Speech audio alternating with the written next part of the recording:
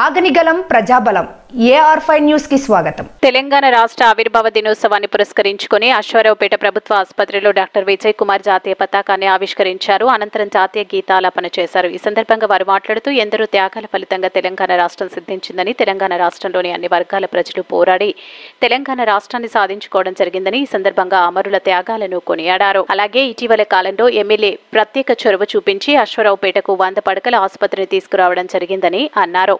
అశ్వారావుపేటకు 100 పడకల ఆసుపత్రి తీసుకొచ్చిన ఎమ్మెల్యే జారే ఆదినారాయణకి అశ్వారావుపేట ప్రజల తరపున, మా హాస్పిటల్ తరపున ప్రత్యేక కృతజ్ఞతలు తెలియజేస్తున్నామన్నారు. ఈ కార్యక్రమంలో doctor Vijay Kumar, nursing officer Mangatayamma, Pramila Rani, sleepers తదితరులు పాల్గొన్నారు.